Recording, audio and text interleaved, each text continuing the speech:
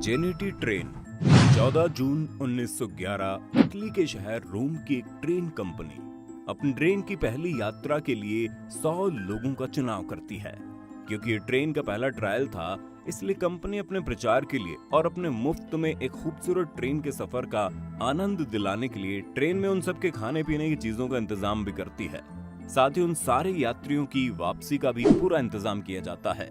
उन यात्रियों के लिए 6 स्टाफ भी ट्रेन में भेजे जाते हैं, जिनका काम होता है कि वो 3 डब्बों वाली नई जेनेटी ट्रेन के एक एक यात्री का ध्यान रखते हुए उन्हें खाने पीने की चीजें प्रोवाइड करवाते रहें।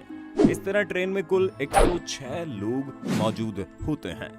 जैसे ही ट्रेन में सब लोग बैठ जाते हैं और ट्रेन को स्टेशन से ग्रीन सिग्नल मिलता है, तो ढेर सारे धुएं के साथ ही ट्रेन का इंजन अपने साथ लगे तीनों डिब्बों को खींचना शुरू कर देता है। जल्दी ट्रेन अपनी रफ्तार पकड़ लेती है। इटली के खूबसूरत रास्तों से गुजरते हुए ट्रेन लोगों को सफर का एक खूबसूरत अनुभव कराते हुए चल रही थी। सारे यात्री खिड़कियों से झांकते हुए आसपास की खूबसूरती को देखते हुए ट्रेन की सुविधाओं का लाभ भी उठा रहे थे। सब कुछ निर्धारित तरीके से चल रहा था। ट्रेन सही समय से चल रही होती है। आसपास के इलाके के लोग भी इस ट्रेन को अपने इलाके से गुजरते हुए देखते हैं। लेकिन तभी उन 106 लोगों के साथ कुछ ऐसा होता है जिससे आज 110 साल बाद भी इटली के लोग हैरान हैं। ट्रेन अपनी रफ्तार से लास्ट स्टॉप के लिए आगे बढ़ ही रही होती है कि रास्ते में लोम्बार्डी टनल आती है। ये टनल करीब 1 किलोमीटर लंबी होती है और यहीं इस टनल के आने से पूरी कहानी की खूबसूरत तस्वीर में डर और हैरानी का काला रंग भर जाता है। वैसे आपको बता दें, ये टनल बहुत वक्त से इस्तेमाल में आ रही थी, इसीलिए इस टनल से होकर गुजरना ट्रेन के लिए कोई अलग बात नहीं थी।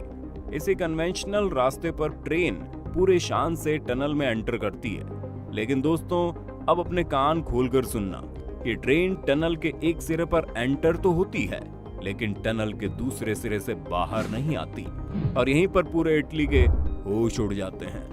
करीब 1 दिन का समय निकल गया और 106 यात्रियों को लिए हुए 3 डब्बे वाली एक जेनेटी ट्रेन अभी भी लापता है। कंपनी के लोग अपनी जानकारी के हिसाब से ये बता रहे होते हैं कि उनके पास ट्रेन की आखिरी लोकेशन लोम्बार्डी टनल ही है। इसके बाद उनके पास उस ट्रेन के बारे में कोई जानकारी नहीं है और यहीं पर मामला राष्ट्रीय अखबारों और देश की सरकार तक पहुंचना शुरू हो जाता है। लोगों को हैरानी सिर्फ इस बात की होती है कि महज 1 किलोमीटर लंबी सुरंग में इतनी बड़ी ट्रेन आखिर कहां गायब हो गई, जो वो सुरंग से बाहर निकल ही नहीं पाई। कंपनी के लोगों के तर्क सुनकर अखबार वाले हंस रहे हैं। कंपनी को लगता है कि सुरंग में जरूर ऐसा कोई बड़ा गड्ढा होगा जिसमें ट्रेन गिर गई होगी। इसलिए कंपनी अपने कुछ एक्सपर्ट्स को सुरंग की जांच करने के लिए भेजती है। एक्सपर्ट्स भी डरे डरे से सुरंग में एंटर करते हैं, क्योंकि सुरंग ने लोगों के भीतर एक खौफ तो भर ही दिया था। एक्सपर्ट्स की टीम पूरे टनल की काफी बारीकी से जांच करती है, लेकिन ना उन्हें उस टनल में कोई बड़ा गड्ढा मिलता है, न इस ट्रेन से जुड़ी कोई भी चीज हासिल होती है। इसी प्रयास के साथ ही ट्रेन को खोज पाने और उसमें सवार 106 यात्रियों के वापस आने की संभावनाएं भी खत्म होने लगती है। देश की सरकार और कंपनी की बहुत बेइज्जती हो जाती है, लेकिन सरकार ये कंपनी कोई कुछ भी नहीं कर पाता है। अब ट्रेन लापता का पोस्टर बनवाने का समय आ चुका था। सोचिए, आप कहीं कोई ऐसा पोस्टर पढ़ें, आपको कैसा लगेगा? खैर, आगे बढ़ते हैं। अब इस ट्रेन की कहानी से नई और रोचक कहानियां निकलनी शुरू होने लगती हैं। ट्रेन के लापता होने के कुछ ही दिनों बाद मेक्सिको के रहने वाले 2 युवक इस बात का दावा करते हैं कि वो दोनों जेनेटी ट्रेन की उस यात्रा का हिस्सा थे। अपनी बात के पक्ष में वो ये बताते हैं कि वो दोनों ट्रेन के सुरंग में दाखिल होने से पहले ही ट्रेन से कूद गए थे, और जब इनसे पूछा गया आप लोग क्यों कूदे थे, तो उन्होंने जो बताया वो काफी हैरान करने वाला था। उनका दावा था कि ट्रेन के टनल में एंटर करने से पहले ही ट्रेन में घना काला सफेद धुआं भरने लगा था और साथ ही अजीब सी आवाजें भी सुनाई देने लगी थी, जिससे कि पूरी ट्रेन में दहशत फैल गई। चूंकि ड्राइवर ने टनल में घुसने से पहले ट्रेन की रफ्तार धीमी कर दी थी, इसलिए वो दोनों उस ट्रेन से कूद गए। लेकिन कूदने के दौरान उन्हें काफी चोटें भी आई और वे वहीं बेहोश पड़े रहे, जिस वजह से उन्हें इस बारे में कुछ भी पता नहीं चला कि ट्रेन के साथ आखिर हुआ क्या था। उन लोगों ने लगातार बातचीत और जांच पड़ताल के दौरान कुछ ऐसा हासिल नहीं किया जिससे कि उनकी बातों को सच माना जा सके, क्योंकि उन दोनों की ही मानसिक स्थिति ठीक नहीं थी। लेकिन इसके कुछ ही दिनों बाद एक और ऐसा दावा सामने आया जिसने लोगों को फिर से सोचने पर मजबूर कर दिया। ये दावा था मैक्सिको के एक डॉक्टर का, जिसने बताया इस हादसे के अगले दिन उनके यहाँ पर कुल 104 लोग इलाज करवाने आए थे, जिनमें सारे के सारे मानसिक रूप से बीमार थे। डॉक्टर ने बताया उसने ये जानने की काफी कोशिश की उनके साथ हुआ क्या है, लेकिन ऐसा करने में वो नाकामयाब रही, क्योंकि उन सब की हरकतें इतनी अजीब थी कि उन्हें कुछ समझ ही नहीं आया।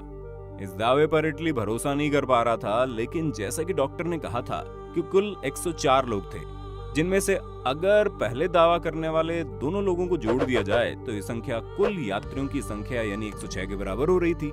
लेकिन अंत में इस दावे से कुछ भी हासिल नहीं हुआ।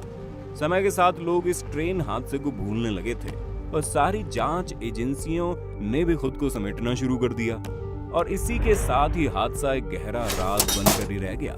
लेकिन बाद में इस ट्रेन से जुड़ी कुछ ऐसी बातें सामने आई जिसने हैरानी का लेवल और बढ़ा दिया था।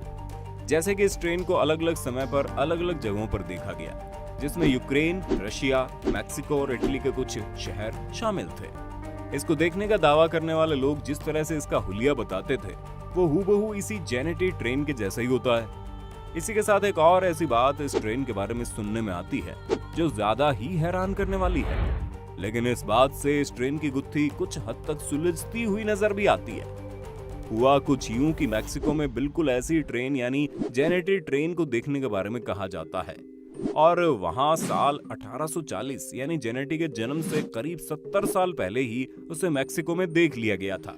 अब आपको लगेगा कैसे ये दावा चीजें साफ करता हुआ नजर आ रहा है।